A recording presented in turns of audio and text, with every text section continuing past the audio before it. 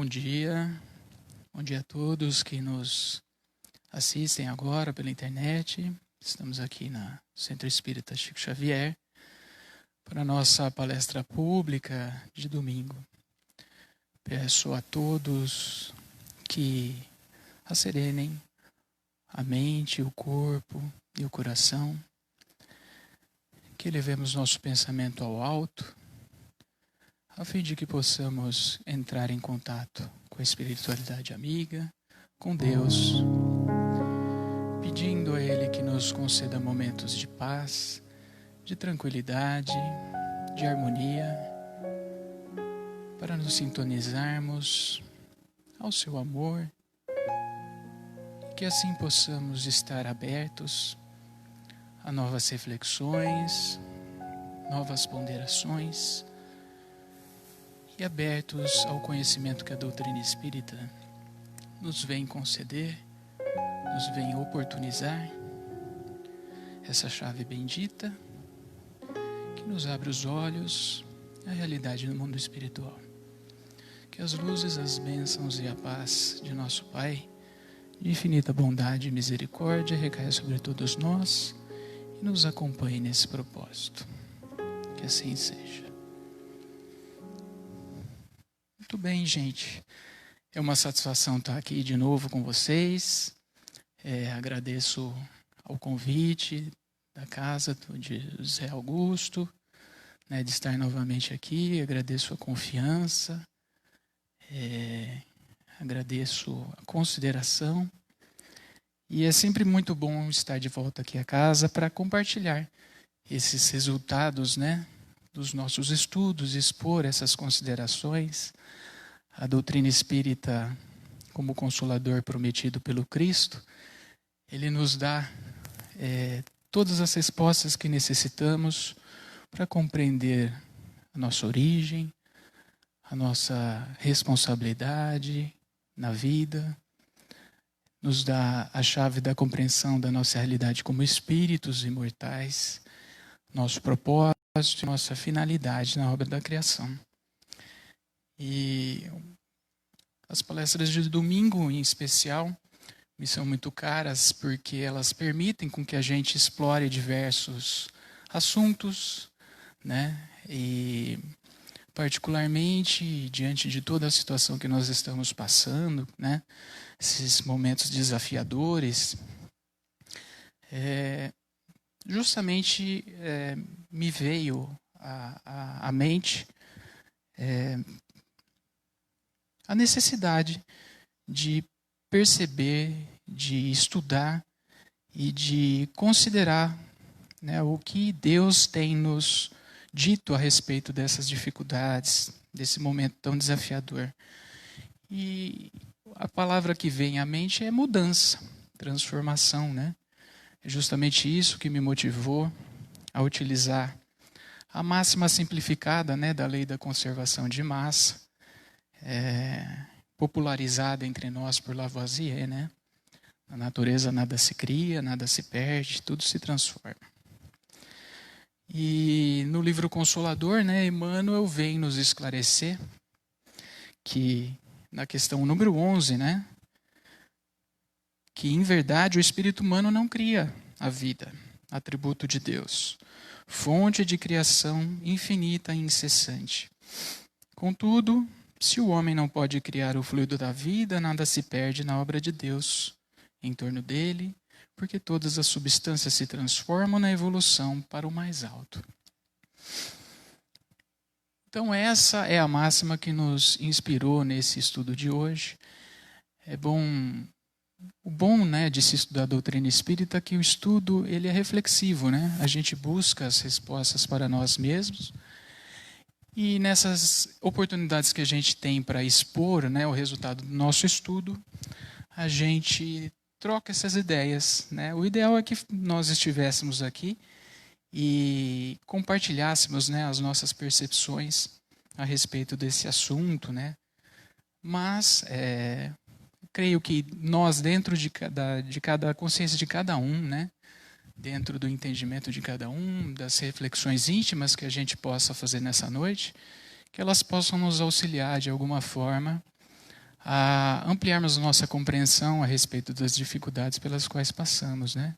E peço à espiritualidade que nos secunde nesse esforço, né? De nos fazermos mais esclarecidos a respeito de tudo isso.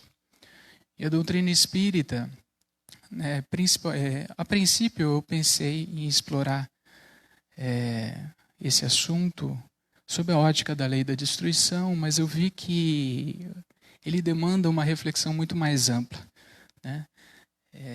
A própria lei de destruição, se a gente fosse estudá-la, seria necessário mais que um encontro, mais que esse breve período que nós temos hoje na manhã desse domingo para refletir. Então eu vi a necessidade de explorar esse assunto, né, da transformação de uma forma mais ampla, explorar os vários artigos, né, os vários itens do Livro dos Espíritos que nos auxiliam a raciocinar a respeito da necessidade da mudança. Eu até sugiro, né, que as pessoas interessadas acompanhem esse estudo, tendo o Livro dos Espíritos e o Evangelho segundo o Espiritismo em mão, que vai auxiliar bastante, né? E eu acho que esse estudo ele necessitou de uma pequena introdução, né, uma pequena reflexão a respeito de uma das questões mais básicas que o Livro dos Espíritos nos traz. O que os Espíritos vieram falar a respeito da Trindade Universal, né? Na questão 27 do Livro dos Espíritos, né, em resposta a Kardec, os Espíritos nos dizem, né, que a obra da criação ela é constituída de uma trindade. Deus, né, a inteligência suprema, causa primária de todas as coisas, acima de tudo, e os elementos primordiais, que são o elemento material, o elemento espiritual. E entre esses elementos materiais e espirituais, um fluido cósmico universal, que permite com que esses dois princípios interajam um sobre o outro. E é nesse fluido cósmico universal que está permeada, né, as forças imponderáveis que permitem com que essa interação aconteça. O fluido cósmico universal. E essas forças imponderáveis, nós dizemos que é a lei divina. Na codificação, nas respostas obtidas por Kardec aos questionamentos direcionados aos espíritos, foi informado que a única lei divina que existe, na verdade, é a lei de amor universal, que Deus faz com que toda a obra da criação seja permeada com ela. Mas no seu esforço didático, né, de compreender a lei divina em todos os seus aspectos, Kardec fez uma divisão dessa lei em 10. E essas leis elas são exploradas no capítulo 6 do terceiro livro do Livro dos Espíritos, a partir da questão 728. Né? Aliás, a questão da destruição, né, a partir do 728. O livro 3 trata das leis morais, das leis divinas. Né? E a gente sabe que a lei principal é a lei de amor. É através dessa lei de amor, da lei divina, em vários dos seus aspectos, que nós compreendemos que a intenção de Deus nessa obra é que ela adquira, que ela evolua, ela se melhore, se aperfeiçoe, né? Esse é um aspecto da lei divina relativo ao progresso. Toda a obra divina, ela está permeada da lei de progresso. O progresso ele é inexorável, porque toda obra da criação tende à plenitude. Essa lei de progresso, ela atinge não só o princípio material, como também o princípio inteligente. Mas por que é necessário essa interação com a matéria? Né? E em vários questionamentos, Kardec faz que Kardec faz aos espíritos, num deles ele pergunta, mas qual é o mundo real? Né? O mundo material ou o mundo espiritual? Ao que é respondido que o mundo espiritual é o verdadeiro, é o imperecível. E o mundo material, ele é, ao contrário, extremamente impermanente. Né? É da natureza da matéria ser impermanente. Na sequência, ele pergunta se o progresso desse princípio espiritual acontece no mundo espiritual. Né? Durante a erraticidade, é o que os espíritos respondem sim. Eles evoluem conforme a sua vontade. Né? E por que é necessário, então, nesse nosso contato com a matéria? Né? Porque se o progresso ele acontece no mundo espiritual, por que é necessário o contato com a matéria? E nas questões seguintes, nos é esclarecido que pela vontade de Deus, esse contato com a matéria, ele serve a dois propósitos. Primeiro, é um meio pelo qual o espírito tem de progredir a si mesmo de forma mais rápida, porque há conhecimentos que eles só são obtidos no íntimo de cada espírito por conta das vicissitudes que a matéria nos impõe. Né? Toda vez que nós estamos em contato com a matéria, nós temos que lidar com as necessidades, as limitações que a matéria nos impõe. Né? É no contato com a matéria que nós temos a necessidade de nos mantermos o nosso corpo físico, nós temos que nos alimentar, nós temos que nos proteger das intempéries, nós temos que nos preservar. Né? Todas essas vicissitudes nós não conseguimos propriamente no mundo espiritual. E Deus quer que nós evoluamos por conta própria. Por quê? Porque é através dessas conquistas que obtemos que percebemos o real valor das coisas. Né? É comum eu repetir em minhas exposições, porque é algo que realmente constitui uma verdade que a gente só dá valor àquilo que nós lutamos para obter. É através do nosso próprio esforço que a gente verifica o quanto custa as coisas que nós obtemos. E se nós, em nossa pequenez, nesse estado ainda de imaturidade espiritual, nós já percebemos isso, nós já chegamos a essa conclusão, quanto mais Deus, que é a sabedoria infinita. E os Espíritos nos informam que o segundo objetivo para esse contato na matéria é para que nós sejamos preparados para arcar com a parcela de participação que nos cabe na obra da criação. Nós somos co-criadores da obra da criação. No momento, diante da nossa imaturidade, nós somos co-criadores em nível inferior, né? Nas palavras de André Luiz, em suas obras. Né? E a partir do momento em que nós, através dos processos de encarnação, nós vamos sendo burilados, nós vamos sendo preparados para assumir uma parcela maior nessa obra da criação. Né? E essa colaboração que nos cabe na obra da criação envolve o contato com a matéria.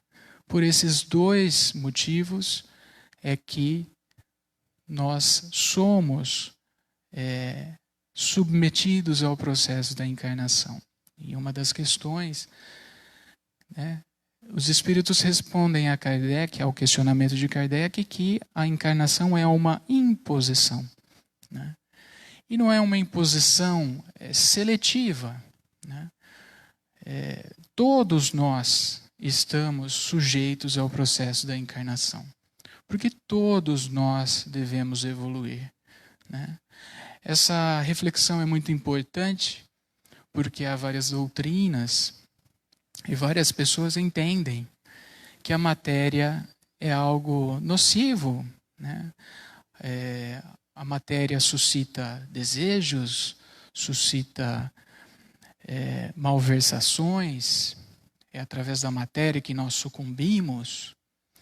Mas como então nós podemos entender que pessoas diversas, submetidas às mesmas condições, tomam decisões tão diferentes, né? Umas sucumbem aos vícios e as outras permanecem íntegras, procuram outros meios, né, de desenvolver-se. Decorre daí que não é a matéria que faz com que nós sucumbamos, mas sim a nossa fraqueza moral. Nós não desenvolvemos ainda em nosso ser, na nossa consciência, os valores e virtudes que são necessários para que a gente viva de uma forma diferente, alinhada aos ensinamentos morais do Cristo, alinhados à lei divina. E é muito interessante notar nessa perspectiva, né, que, tendo uma noção justa da necessidade de estarmos encarnados, né, da necessidade de passarmos pelas vicissitudes da matéria, que esse progresso ele acontece de forma intelectual, né? Esse progresso atinge o lado intelectual e o lado moral. No Evangelho, no Livro dos Espíritos, na questão 780, né, em resposta aos questionamentos de Kardec, os Espíritos nos informam que o Espírito ele progride intelectualmente e moralmente. O progresso intelectual ele decorre do próprio contato com a matéria. Como eu disse anteriormente, a partir do momento que estamos na matéria, somos instados, somos obrigados a nos mantermos, né, a prover a própria subsistência, a nos alimentarmos, a buscar meios de nos conservarmos. E essa própria circunstância já propicia um progresso intelectual. Já o progresso moral ele não decorre automaticamente, né? Ele depende do exercício que nós fazemos do nosso livre-arbítrio diante das outras pessoas, diante dos nossos semelhantes. O progresso intelectual ele faz com que tenhamos melhores condições de distinguir o bem do mal, que inclusive estão, né, essas noções de bem e mal estão gravadas em nossa consciência. Mas a partir do momento em que nós compreendemos melhor a realidade, né, os conceitos de bem e mal, nós temos melhores oportunidades de escolher bem ou escolher mal. A inteligência não decorre, né, automaticamente que obtendo inteligência nós nos tornaremos melhores. Porque há pessoas muito inteligentes que são más, que não se dedicam a fazer o bem. Então é importante nós termos em mente que a inteligência nos propicia condições de que nós possamos fazer melhores escolhas. E é só através da prática que nós nos tornaremos melhores. Saber e não fazer é a mesma coisa que não saber, né? A partir do momento em que nós praticamos o bem que conhecemos, né, nós estaremos definitivamente rumando nessa trilha que nos fará pessoas melhores. Nós estaremos aumentando o nosso cabedal de moralidade. E é evidente, diante dessas ponderações, que tanto a matéria como o contato com o próximo são necessários nesse progresso que Deus quer que todos nós atinjamos, né?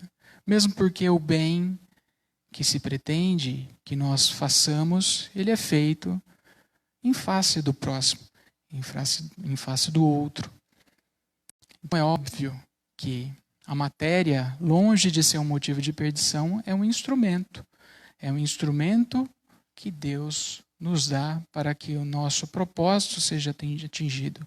E é sobre a matéria que nós atuamos. A matéria é um instrumento e, ao mesmo tempo, objeto da nossa ação, da ação do Espírito, né? Então, não é a matéria em si que é o objeto de nossa perdição. É a destinação que nós damos a ela. Da mesma forma, não é o contato com as outras pessoas que suscitam as más paixões, né, os maus sentimentos. É a forma como nós lidamos com as outras pessoas. Dito isso, é interessante nós nos deslocarmos, né, à situação que nós passamos, essa situação excepcional que de tempos em tempos visita a humanidade. Muito se diz, né, que nunca passamos por uma situação como essa, e realmente cada calamidade que a humanidade passa tem suas particularidades.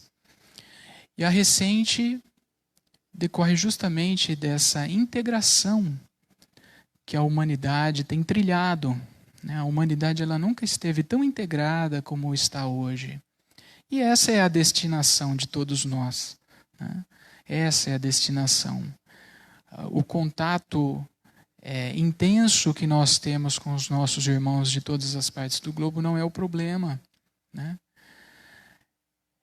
É óbvio que em vários momentos da nossa humanidade nós passamos por outras calamidades, algumas nem tão distantes assim, como a gripe espanhola no início do século XX. Se formos indo para trás, teremos as epidemias de varíola, de tifo, peste bubônica, e todas elas trouxeram grandes prejuízos à humanidade, várias perdas, né, de vidas humanas. E sob essa perspectiva é necessário a gente se ater ao que os Espíritos vêm nos informar a respeito de um dos aspectos da lei divina, que é a lei de destruição. Se nós analisarmos a natureza, tudo aquilo que não é obra do homem, veremos que a destruição ela é inerente à obra da criação justamente por conta da impermanência da matéria.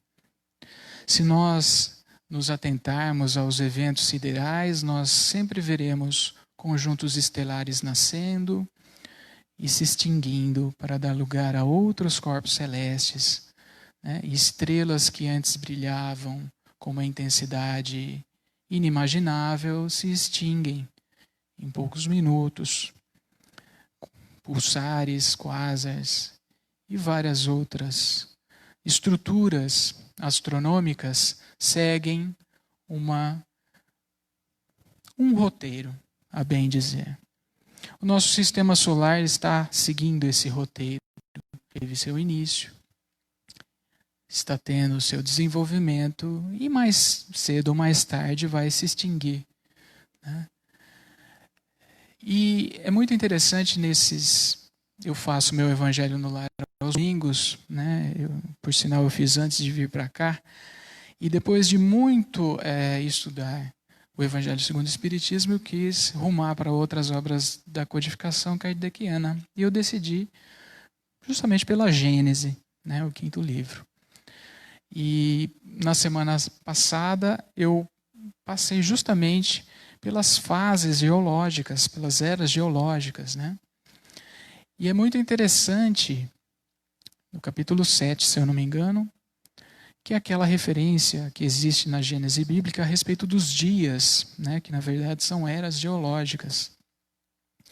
E é muito interessante, ao você estudar as eras geológicas, como a matéria esteve sempre em transformação, né? O globo, na sua formação, aquela massa ígnea, aquela bola de fogo, aos poucos foi se solidificando. E a evolução da matéria, nos milhares e milhões de anos que se passaram, permitiu que a vida florescesse e se extinguisse para dar lugar a outra espécie de vida, até chegarmos aos tempos atuais. Na nossa própria natureza a gente percebe que não há árvore que floresça, que não dependa, né, da destruição de seus frutos, desses frutos que guardam a semente da vida. Dentro da própria cadeia alimentar, na natureza, a gente verifica os seres se entredestruindo, valendo-se dos despojos para prover a própria subsistência e, ao mesmo tempo, regular a população, né, da outra espécie. Dentro de tudo isso, a gente vê a sabedoria divina, né, a necessidade da destruição também na obra da criação. Essa que eu falei para vocês é a destruição necessária, a destruição natural, que não se confunde com a destruição abusiva que o próprio Kardec diferencia na obra da criação, a partir dos artigos 728 em seguinte. Mas longe de querer esgotar esse assunto da destruição, vale dizer que, ao ser questionado a respeito da lei de destruição, os espíritos informam que é necessário que as coisas pereçam para que a matéria renasça, né? Textualmente, porque nada melhor do que as palavras que Kardec, né, usou para transcrever. Kardec pergunta: é lei da natureza a destruição? Questão 728. A resposta: é preciso que tudo se destrua para renascer e se regenerar, porque o que chamais destruição não passa de uma transformação, que tem por fim a renovação e melhoria dos seres vivos. É muito interessante quando os espíritos falam, né? Essa classificação de destruição quem deu foi Kardec. E os espíritos obtemperam, né? Eles fazem essa ressalva de que o que você fala que é destruição, na verdade não é uma destruição, uma transformação, né? Aí a gente se remete à lei de conservação de massa, né? Em termos comparativos, né? Nada se cria, nada se perde, tudo se transforma, né? E por que a matéria necessita dessa destruição? Para renascer e se regenerar. Mesmo o princípio material, ele tende à sua plenitude e ela necessita, né, dentro do processo de lei de progresso, que a matéria seja reciclada, né? Dentro da obra da criação, a matéria é constantemente reciclada. E é muito interessante pensar, né? A matéria ela passa por essa transformação, mas é apenas a matéria que passa por essa transformação, né? E dentro do nosso contexto, por que acontecem, né? Nas questões seguintes, Kardec pergunta a respeito dos flagelos destruidores, né? É interessante a gente raciocinar a respeito do que acabou de foi dito, né? A respeito das transformações da matéria no universo, né, no nosso planeta, que são processos naturais. E por que eles acontecem conosco? Porque eles nos trazem consequências que, para muitos de nós, causa transtornos, dores, acabamos nomeando-os de flagelos, né? É muito interessante a resposta que os espíritos dão a respeito dessa questão, né? Kardec pergunta: com que fim fere Deus a humanidade por meio de flagelos destruidores? E eles respondem: para fazê-la progredir mais depressa. Já não dissemos ser a destruição uma necessidade para a regeneração moral dos espíritos, que em cada nova existência sobem um degrau na escala de aperfeiçoamento? Preciso é que se veja o objetivo, para que os resultados possam ser apreciados. Somente do vosso ponto de vista pessoal os apreciais. Daí vem que os qualificais de flagelos, por efeito do prejuízo que vos causam. Essas subversões, porém, são frequentemente necessárias para que mais pronto se dê o advento de uma melhor ordem de coisas e para que se realize em alguns anos o que teria exigido muitos séculos. Nesse ponto é interessante notar também, quem estiver com o Evangelho segundo o Espiritismo, no capítulo 3, que trata justamente sobre a progressão dos mundos. No item 19, né, Santo Agostinho nos informa: o progresso é lei da natureza.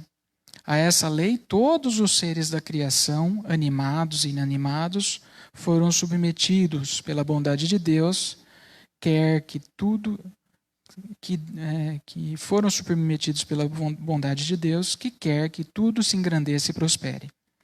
A própria destruição, que aos homens parece o termo final de todas as coisas, é apenas um meio de se chegar, pela transformação, a um estado mais perfeito, visto que tudo morre para renascer e nada sofre o aniquilamento. Ao mesmo tempo que todos os seres vivos progridem moralmente, progridem materialmente os mundos que eles habitam. Então é muito interessante notar, né, que nesse processo, dentro desse contexto da lei de progresso, existe esse aspecto da destruição que, na verdade, é uma transformação.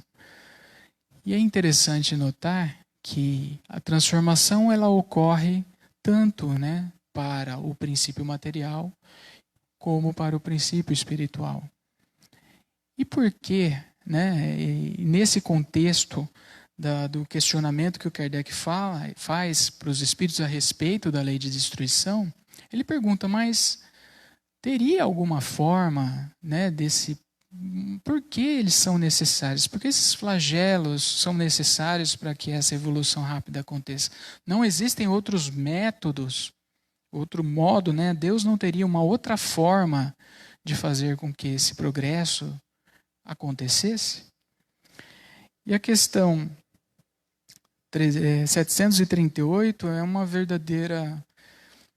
Eu até estava estudando e imaginei isso. É um verdadeiro tapa na nossa cara, né? No nosso orgulho. Quando os espíritos falam, pode e os emprega todos os dias, pois que deu a cada um os meios de progredir pelo conhecimento do bem e do mal. O homem, porém, não se aproveita desses meios. Necessário, portanto, se torna que seja castigado no seu orgulho e que se lhe faça sentir a sua fraqueza. Realmente, como falamos, né, Deus ele gravou na nossa consciência todas as suas leis, né? Deu a possibilidade de nós conhecermos o bem e o mal e a prerrogativa de fazermos as nossas próprias escolhas nesse processo que Ele nos impõe de aprendizagem, que é a reencarnação, que é a encarnação. Mas quantas vezes nós não somos, nós prestamos mais atenção na vida que nos parece real, que é a material, do que nossa vida espiritual. Em vez de pormos em prática o bem, né, que nós viemos a conhecer, nós optamos por fazer prevalecer as nossas más inclinações, o nosso orgulho, o nosso egoísmo. É por não fazer a parte que nos compete, né? É por não aprendermos pelo amor que a dor se faz necessária. A dor é uma ótima professora nesse processo de aprendizagem que nós estamos tendo. E esse contexto de pandemia, não só de pandemia, né? Quando nós falamos de flagelo, são as inundações, são os desastres naturais, são várias outras calamidades que nos atingem, né? Várias delas são obra da natureza, né? E nesse aspecto elas fazem parte daquela destruição necessária que faz com que tudo se renove na obra da criação. Outras, portanto, entretanto, são resultado da nossa própria imperícia. Independente da destruição, seja ela necessária, seja ela abusiva, cabe uma reflexão. Considerando que Deus é a inteligência suprema, a causa primária de todas as coisas, soberano em suas perfeições, sendo soberanamente justo e bom, nada acontece na obra da criação por acaso. Seja essa destruição natural, seja essa destruição necessária, seja essa destruição realizada pela incúria do homem, pela imprevidência do homem, seja ela motivada pelas más inclinações que o homem tem, pelo orgulho, pelo egoísmo, pelo desejo, pela fixação aos bens materiais, tudo tem algo a nos ensinar. Tudo acontece para que nós aprendamos com essas situações. Evidentemente, aquelas pessoas que concorrem para uma destruição abusiva responderão mais cedo ou mais tarde, pelos excessos que fizer. E todas aquelas pessoas que sofrem com a destruição, seja ela necessária, seja ela abusiva, devem firmar o entendimento, devem ter a compreensão, devem ter uma clareza sobre os propósitos divinos, porque nada acontece sem propósito. E cabe-nos refletir o que essa situação toda tem nos trazido, Considerando que a transformação é necessária, que ela sempre se faz presente na nossa vida, e sempre foi assim. Nós vemos, por exemplo, a morte, A morte é um evento tão comum na nossa vida, na vida de todos, e nunca paramos para refletir a respeito dela. Da mesma forma, esses cataclismos, esses flagelos de que Kardec fala, que na verdade são acontecimentos, a maioria deles dentro da ordem natural, quando se fala de uma destruição necessária, ainda assim nós não dedicamos tempo suficiente para refletir a respeito da utilidade, Nós não conseguimos ver inseridos dentro da lógica divina, dentro da sabedoria divina. Será que não está na hora da gente refletir sobre isso? Refletir de uma outra forma? Porque se até agora nós, presos às nossas compreensões, à nossa forma de ver, a gente tem sofrido, porque é isso o que é isso que resulta da falta de compreensão. Toda vez que nós optamos por não buscar uma compreensão dos fatos, nós sofremos. Porque a falta de entendimento nos causa insuportável dor. Toda vez que nós não nos importamos em raciocinar a respeito das desventuras que acontecem na nossa vida, seja em um aspecto particular, seja em um aspecto coletivo, nós entramos em um estado espiritual alterado, um estado de volta, um estado de uma perturbação que não nos auxilia a nada, não nos auxilia de forma alguma. Será que não é necessário, nesse momento, nós fazermos uma reflexão de que talvez possamos começar a refletir a respeito das consequências dos eventos que acontecem na nossa vida, seja em virtude da pandemia, ou seja em virtude de qualquer outro evento particular ou coletivo que aconteça e que nos toque?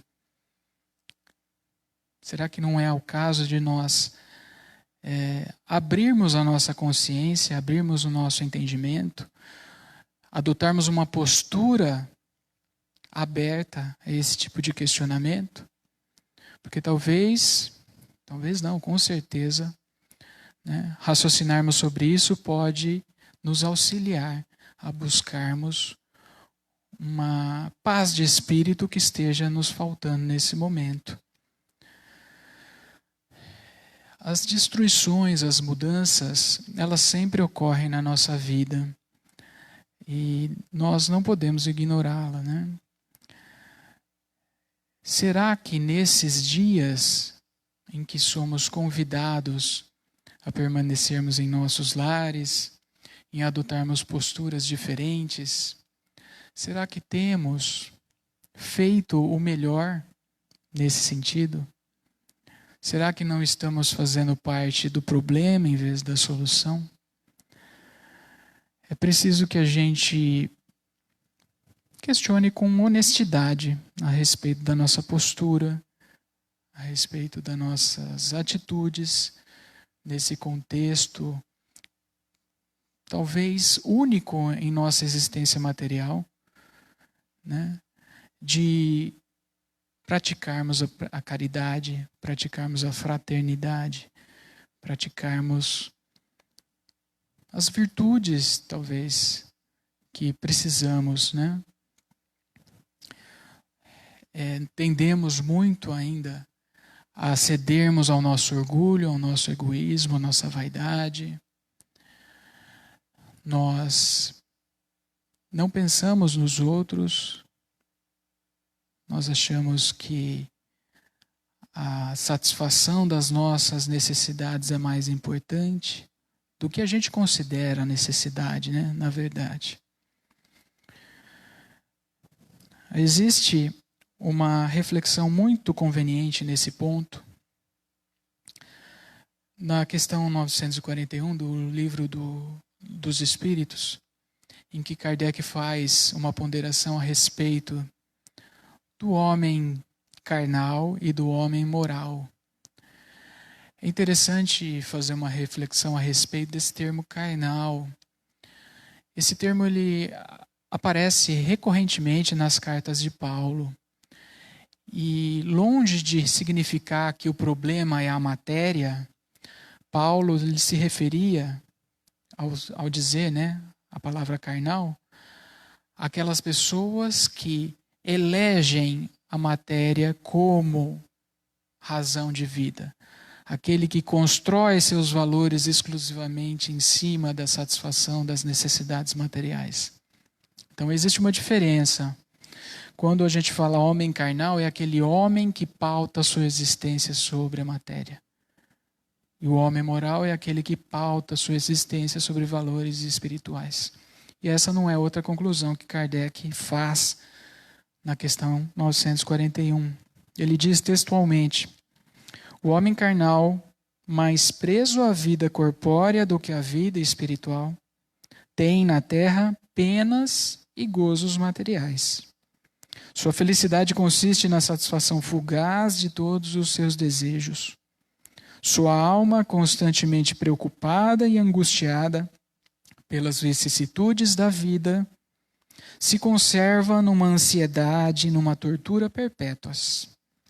A morte o assusta porque ele duvida do futuro e porque tem de deixar no mundo todas as suas afeições e esperanças. O homem moral, que se colocou acima das necessidades factícias criadas pelas paixões, já neste mundo experimenta gozos que o homem material desconhece. A moderação de seus desejos lhe dá ao espírito calma e serenidade. Ditosos pelo bem que faz, não há para ele decepções. E as contrariedades lhe deslizam por sobre a alma, sem nenhuma impressão dolorosa deixarem. No que nós estamos fundamentando, né, a nossa existência? Qual é o alicerce da nossa existência atual? Essa é a reflexão, talvez a mais significativa que nós devemos fazer nesse contexto, né, de distanciamento social, nesse contexto tão desafiador. Porque é nessa situação em que existe a possibilidade da gente fazer aflorar o que há de melhor e o que há de pior também em nós, né? O que irá prevalecer? Aquilo que a gente alimentar. É necessário que nós tenhamos uma atitude bem ponderada a respeito da nossa conduta.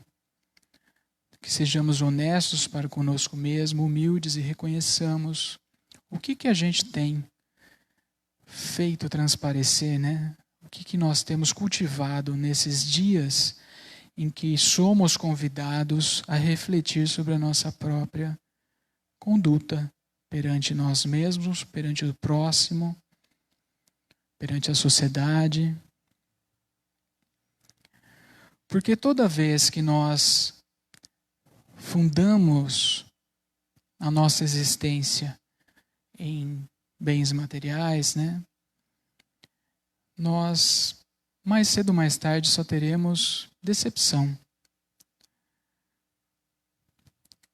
No final das contas, o nosso patrimônio, nosso real patrimônio, aquilo que é imorredouro dentro da gente, são os valores e as virtudes que nós construímos dentro de nós mesmos, através da prática do bem, né? Da prática do amor. Nesse ponto é muito conveniente citar a resposta à questão 967 do Livro dos Espíritos, em que Kardec questiona em que consiste a felicidade dos bons espíritos. E os espíritos respondem: em conhecerem todas as coisas, em não sentirem ódio, nem ciúme, nem inveja, nem ambição, nem qualquer das paixões que ocasionam a desgraça dos homens. O homem que os une, o amor que os une, lhes é fonte de suprema felicidade. Não experimentam as necessidades, nem os sofrimentos, nem as angústias da vida material. São felizes pelo bem que fazem. A questão segue, mas o que é interessante retirar desse breve trecho da resposta, esse trecho inicial, é que a felicidade a que estamos todos destinados a ter, ela se funda no conhecimento que se tem, no bem que se faz e no amor que se sente. A gente precisa do quê para atingir essas coisas? Né? Depende de nós mesmos, né? O conhecimento que se tem, o bem que se faz e o amor que se sente depende de nós. Novamente, é preciso não ter em consideração que é necessário, sim, o contato com a matéria e com as outras pessoas, né? Porque é no contato com a matéria é instrumento e objeto para que isso aconteça. E o contato com as pessoas é porque o amor, o bem que se faz, é feito em face do semelhante, né? Mas será que é sobre isso que nós estamos construindo nossa felicidade? Cabe uma outra reflexão, né? Várias pessoas buscam a felicidade em bens materiais e pretendem que essa felicidade seja duradoura e morredoura. Mas como é que nós vamos buscar uma felicidade imorredoura em bens que são essencialmente perecíveis, impermanentes, né? No próprio Evangelho segundo o Espiritismo, nós vemos, por exemplo, quando ele fala da finalidade da riqueza, que são bens dados por empréstimo, para que seja feita a vontade de Deus, né? Então, como é que nós vamos buscar uma felicidade se nós a procuramos em bens imperecíveis? Nós queremos ser eternamente felizes e nós buscamos essa felicidade em bens perecíveis, impermanentes. E aqui essa resposta deixa muito claro que a felicidade que todos nós almejamos, mesmo que nós não admitamos, né? Mas no íntimo todos querem ser felizes. Todos buscam a felicidade. E essa felicidade está sempre no conhecimento que se tem, no bem que se faz e no amor que se sente. Essas são as ponderações, as considerações que eu fiz desse breve estudo, né, a respeito da nossa postura, né? Esse estudo ele traz muitas ponderações a respeito, né, particularmente o papel que nós estamos tendo, né, dentro desse contexto de mudança. Será que nós estamos enxergando essa possibilidade de mudar, né, de fazer diferente? Talvez nessa existência atual não tenhamos uma oportunidade tão bela como essa, né? E nas palavras, né, nesses estudos que nós fizemos, nesses itens do Livro dos Espíritos, nessas questões que nós citamos, nós vimos que a matéria é apenas um instrumento, ela não é uma finalidade em si própria, né? Então, qual é o papel que nós temos assumido perante nós e perante os outros nesse contexto de mudança, né? Qual é a contribuição que nós temos dado ao próximo, né? Será que temos correspondido ao que Deus espera que nós façamos, né? É necessário ver essa oportunidade como um grande... ela é uma grande oportunidade de mostrarmos a que viemos, né? Qual é o objetivo da nossa vida. Será que ainda estamos patinando nesse processo reencarnatório, né? Nesse processo de aprendizagem a que todos nós somos submetidos? Será que não estamos perdendo tempo? Será que não estamos, né, deixando de aproveitar essa ótima chance de pôr em prática, né? De galgarmos esse degrau que os Espíritos nos dizem, né? Todo problema acontece por um motivo, né? E a solução ela está no degrau a seguir.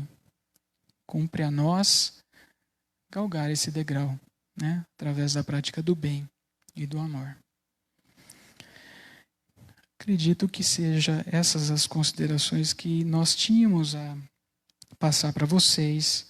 Espero, sinceramente, que essas reflexões tenham contribuído de alguma forma para fazermos com que parássemos e refletíssemos, né, sobre a nossa própria conduta, assim como fez comigo, né? Toda vez que a gente visita o livro dos Espíritos, o Evangelho segundo o Espiritismo, isso sempre nos traz novas ponderações, né, que a gente pode pôr na nossa vida, e eu espero sinceramente que todos aqueles que compartilharam desse estudo possam ter aproveitado alguma coisa a respeito. Agradeço a oportunidade, agradeço o amparo da espiritualidade amiga, agradeço a Deus e a Jesus e rogo nesse momento a Deus e a Jesus que nos conceda sua luz, suas bênçãos e sua proteção. Agradecemos aos nossos benfeitores, esses amigos abnegados sempre ao nosso lado para nos auxiliar, nos intuir, nos amparar em nossas dificuldades. Que Deus nos conceda força para que possamos vencer nossas más inclinações. Coragem, força e resignação para enfrentarmos os desafios da nossa vida de relação. Peçamos a Deus que fortaleça nossa fé e nossa convicção em sua infinita bondade e misericórdia. Que essas bênçãos sejam extensíveis às pessoas de nosso convívio e nossa família e nos acompanhem por mais essa semana. Que possamos estar novamente reunidos na próxima oportunidade para continuarmos estudando a doutrina espírita. Que assim seja. Muito obrigado.